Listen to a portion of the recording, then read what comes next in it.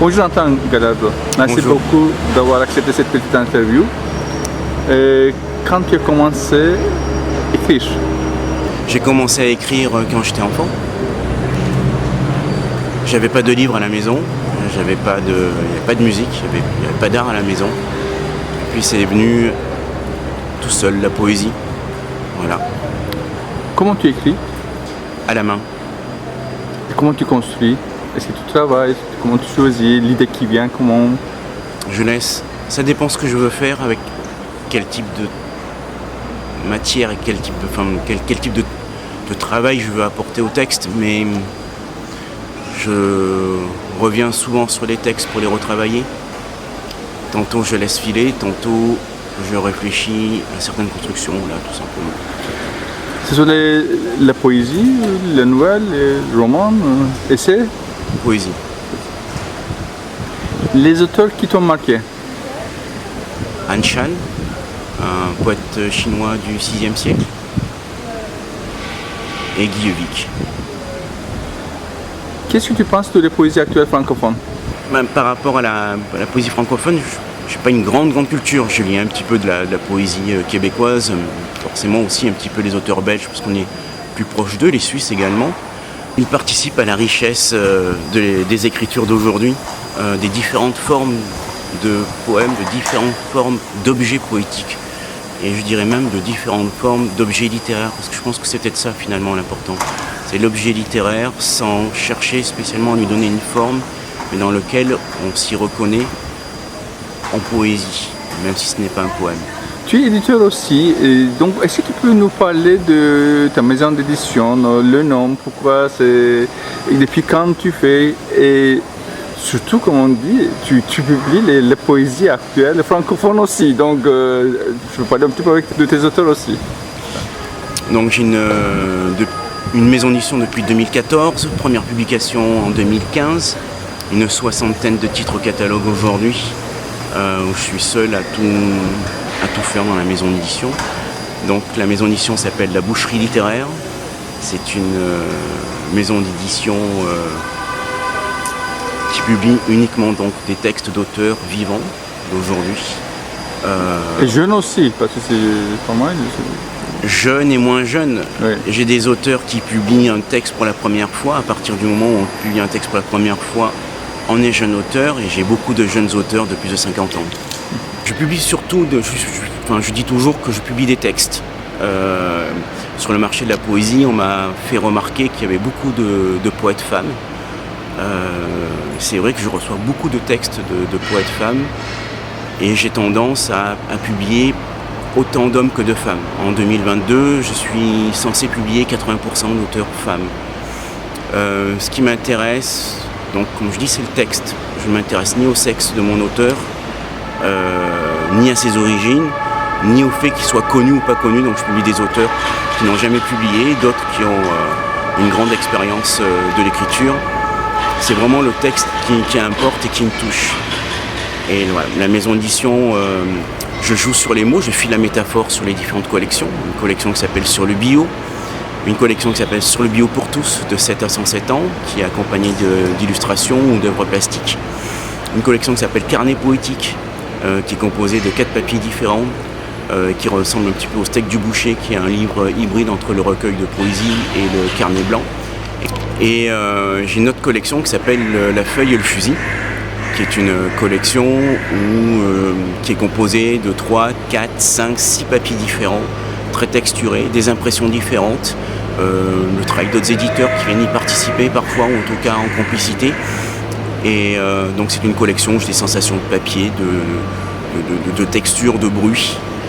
Voilà, ça c'est l'ensemble de la maison d'édition sur les collections. Après, ce qui m'importe, c'est que le texte soit disponible dans le plus grand nombre de librairies possible, parce que je pense que c'est le premier réseau de vente.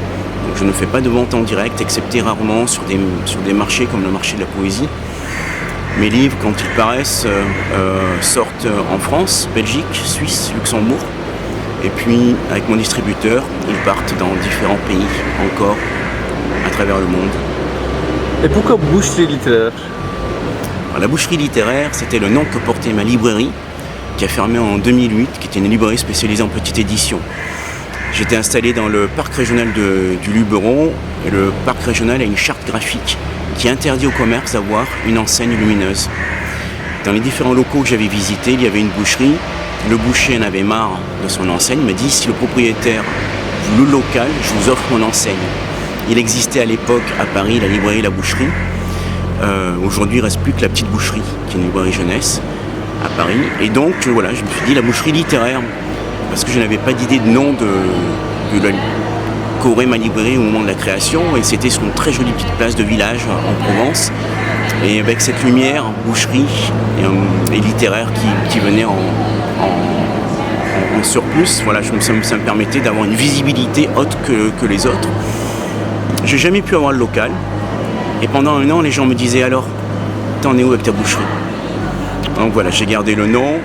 La librairie a fermé. J'ai continué pendant 2 ans sous forme associative, en itinérant. Et puis j'ai été approché par des municipalités pour créer des salons du livre. J'ai créé un salon du livre pendant plus de 10 ans, les beaux jours de la petite édition, où il y avait des auteurs et beaucoup d'éditeurs français et étrangers qui venaient, francophones en l'occurrence. Et puis un festival de poésie qui s'appelle Poésie Nomade en Luberon, qui a cessé avec le Covid parce que je ne voulais pas travailler en jauge restreinte. C'est un festival que tu as créé ou c'est un festival que j'ai créé qui durait entre 2 et 3 jours dans différents lieux où à chaque fois j'ai invité une quinzaine, une vingtaine d'auteurs. Tu veux le reprendre? Je ne pense pas. C'est trop chronophage. Et tu fais des photos aussi, tu es photographe, donc tu peux parler un petit peu de ça? C'est un plaisir, c'est quelque chose qui est là depuis longtemps. Je travaille beaucoup avec les réflexes, et un réflexe numérique avec un Nikon en l'occurrence. Je fais beaucoup de photos et de portraits de poètes. Certains de mes auteurs d'ailleurs utilisent ces photos pour leur promotion.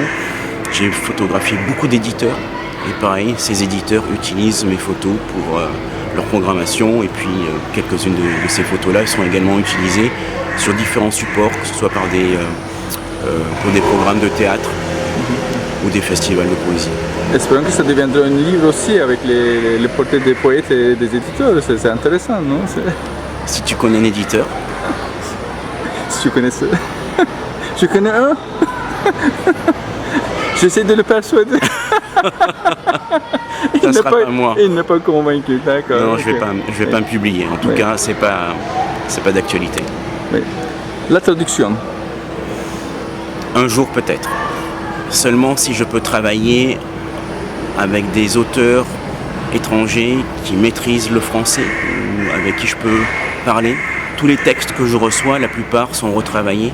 Recevoir une traduction, c'est compliqué de retravailler une traduction parce que c'est peut-être le texte d'origine qu'il faut retravailler. Donc un jour peut-être. C'est une traduction, en fait, c'est une réponse en tant qu'éditeur, en tant qu'auteur, en tant que. C'est une question. C'est pas d'actualité pour le moment. Est-ce que la poésie est un besoin, une nécessité pour les autres, pour les gens? Je pense que c'est un besoin qu'ils ignorent. Et je pense que c'est une nécessité pour notre société. Et tu ne participes pas au marché de poésie première fois, je suppose, depuis, n'est-ce pas, depuis...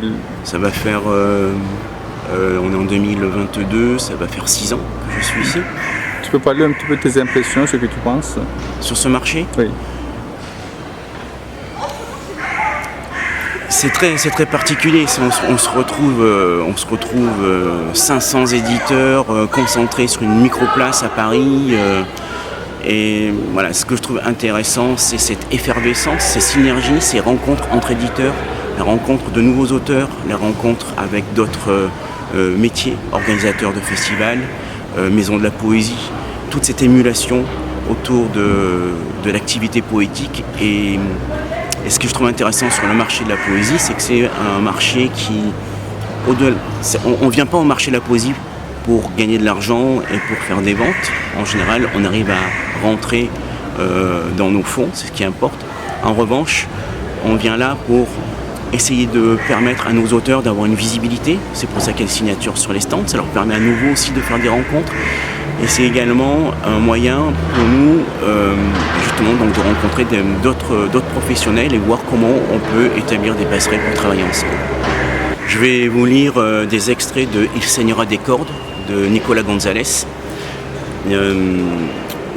Avant ça, je vais préciser quelque chose. Tous les auteurs qui publient à la Boucherie littéraire, je leur commande une biographie originale qu'on ne trouve que dans le livre. Et pour tes vidéos, je vais te lire exceptionnellement la biographie de Nicolas Gonzalez pour le présenter. C'est par le corps que Nicolas Gonzalez est entré en poésie, qu'il a glissé plutôt en poésie, sur les plateaux de théâtre, en studio d'enregistrement ou dans la rue. C'est en amplifiant les mots des autres qu'il fut contaminé par la puissance introspective du poème et s'est attelé à la marche d'écrire, à cette obsession de creuser son propre lieu dans la langue. Nicolas Gonzalez, en fait, est essentiellement comédien, acteur en France et à l'étranger. Je vais vous lire les premières pages de son recueil. Ulysse est un homme condamné, écroué loin de chez lui. Il ne lui reste qu'un souvenir pour avancer, et la voix de sa femme en pleine tête, unique boussole pour la retrouver. 4 saisons noires rythmeront son voyage, avec la vitesse exponentielle d'un choc. Le compte à rebours est lancé. 0027. Désormais la pénombre, et nos peintures de guerre encore tièdes. Le vent soupire dans sa langue maternelle et diffuse un parfum d'immanence. Je frappe au volet d'un oracle et toujours pas de réponse. Aucune rédemption disponible, privée d'horizon. Nos souvenirs attendront bien sagement dans le couloir, chevauchés par une migraine. Je t'ai laissé ma parole avant de partir, avant de franchir le seuil de notre chambre. Le claquement de la porte résonne encore dans mon dos, comme un coup de feu. Il saignera des cordes à mon retour. Je ne te le crache pas à demi-mot, je te le jure. Je ne survis qu'à la violence de ce flambeau. Ils saigneront, sois-en sûr. Je m'injecte un silence dans le poignet, pour oublier l'heure, le rendez-vous des civières. Un long voyage ouvre sa gueule. J'ai le néant pour moi tout seul et les étoiles crépitent dorénavant sous mes pas. 0026. Comment désarmer l'ennui et décrocher ton sourire aux enchères? Je couvre de blanc ma solitude avec un pinceau de musique ancienne. L'avenir est de plus en plus loin. Je déboutonne mes cicatrices pour éprouver le verdict et me voir enfin dans le vif du sujet. Le sang galope sur mes tempes à grands coups de sabot. J'ai déposé mes larmes en double fil, un cortège de mains négatives dans l'utérus de la ville. Mais le remords est coincé, là dans ma gorge, avec toutes les mauvaises herbes, nos engueulades, mes erreurs, ton postulat de victime. Un morceau de lune ébréché agonise sur le trottoir, à la surface de l'abîme. Merci beaucoup.